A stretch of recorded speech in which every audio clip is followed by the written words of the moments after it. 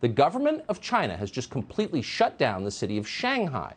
Shanghai is the biggest city in the country. It's one of the largest cities in the world.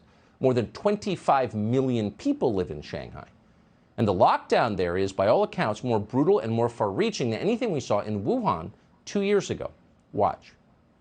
Well, if you think Wuhan 2020 was bad, welcome to Shanghai 2022. This has been like no other lockdown, and it's in the country's cosmopolitan and most affluent financial hub of all places. So this door behind me, this is my exit to the outside alleyway, and late last night I heard them taping up my door along with the doors of my neighbors. They're placing a paper seal so as to keep it closed. Some buildings with positive cases inside, well, they're locked shut from the outside. They're using bicycle locks and padlocks just to keep people in. So for once, CNN is not exaggerating. You have 25 million people locked inside their homes. You have the largest prison camp in human history. Anyone who tests positive for COVID is shoved into a van and then taken to a quarantine camp. Watch it happen to this child.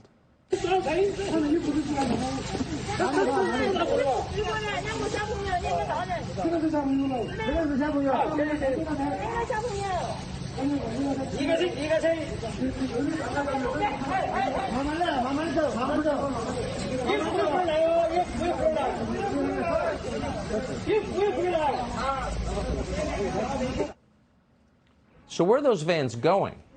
Well, here are pictures of a quarantine camp in China. The child you just saw may be there now. Many thousands of Chinese citizens are. At this camp, mattresses are strewn on the floor of cells. There's no water. There's just one shared toilet.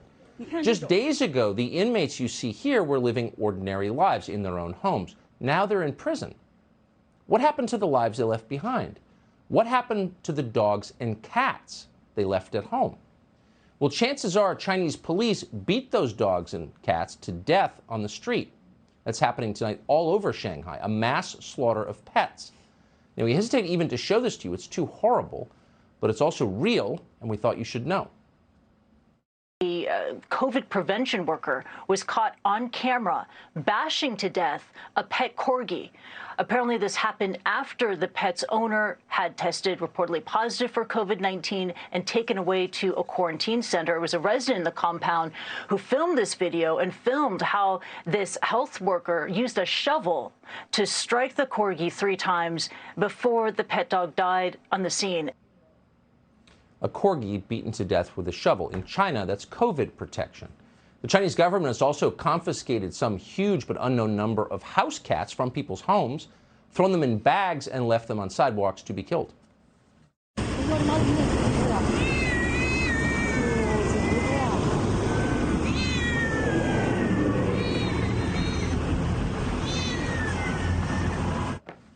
Again, it was a tough judgment call whether or not to put that on the air, but it's real, and you should know exactly what the authorities are talking about when they say the Chinese government is responding to COVID. There are videos like that one all over social media. So the Chinese government isn't denying this is real, and it's not apologizing. Lang Wannian is a spokesman for China's National Health Commission. Effectively, he is China's Tony Fauci. He recently gave an interview to the state-run newspaper, the People's Daily, and explained the government's thinking here. Quote, China adheres to COVID zero, he said.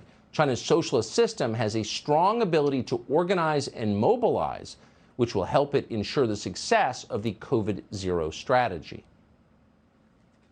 So the Chinese government certainly has the capacity to mobilize, but what does success look like? Well, this is what success is in Shanghai tonight. This is video shot by a resident of one of Shanghai's countless apartment towers.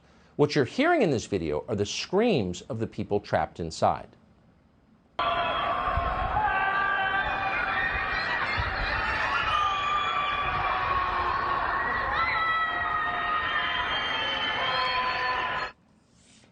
Has there ever been a clearer picture of what hell is like? 25 million people imprisoned in concrete apartment blocks, screaming for help and slowly starving. In the words of a Western journalist called Jeff Groleman, who is apparently stuck in Shanghai, quote, this is the biggest, richest, most international city in China, and people are starving without medicine, without freedom. Parents are separated from their children, the military is on the streets, and Shanghai's optimism has ground to a halt. But it's worse than that. Some in Shanghai are so desperate they are crying out for food. Watch. And people are complaining that stores have run out of food and it's nearly impossible to schedule deliveries because couriers can't keep up with the demand. One man in Shanghai documenting the shortages on Twitter says, "We had 3 deliveries that were booked to deliver today. All 3 were cancelled." On social media, videos not verified by NBC News described as protests by people desperate to get food and medicine. Store shelves cleared out. This man on the street yelling, "What am I supposed to buy? What am I supposed to eat?" In some areas, drones telling people to stay home. Control your soul's desire for freedom, it says. And in this video, the residents yell at the police at one point. They say, "We are starving." We are starving, they scream at stony-faced police as drones overhead tell them to stop longing for freedom. This is, again, the richest city in China, and you never thought you'd see anything like this. So the question is, what is going on here? We know perfectly well from recent experience, this is not the way to handle a COVID crisis. So from the perspective of China's central government, the problem is not COVID. The problem is Shanghai itself. Shanghai is probably the freest place in China. It's certainly got more foreign nationals than any city in China. They're drawn by the trade that revolves around its historic port. So by Chinese standards, Shanghai is an independent-minded city. And that's the problem. For authoritarians, independent-mindedness is the main threat. If you're the head of the Communist Party of China and you're trying to run a highly volatile country of 1.4 billion people from Beijing, naturally, your top concern always will be Shanghai. Shanghai is the one place a meaningful insurrection might start. And that's especially true this year. Xi Jinping, the Chinese autocrat, is set to take a 3rd consecutive term beginning in the fall. Now, that was not supposed to happen. There were term limits in China. But 4 years ago, the Chinese Communist Party did away with those term limits, and Xi Jinping can now rule the country forever. Even in China, that is a controversial move. As a China expert called Natasha Kassam put it, quote, "From Beijing's perspective, there is no higher priority than stability ahead of the Party Congress this fall. This is the closest you might come to seeing a campaign season in China." Oh, there it is right there. A campaign season. Even in an authoritarian country, public opinion still matters. A campaign season is still real, even if you're president for life. Sound familiar? So China's rulers want to stay in power forever. And in order to do that, they're using COVID restrictions. They're pretty sure COVID restrictions work. They watched our last presidential election closely. Now, how should we respond to this? If you believe in democracy, this is repugnant. 25 million people just lost their most basic human rights. So the question is anyone in the Biden administration, which is constantly lecturing us about democracy and human rights, said anything about this? Has the State Department issued an angry denunciation of Xi Jinping?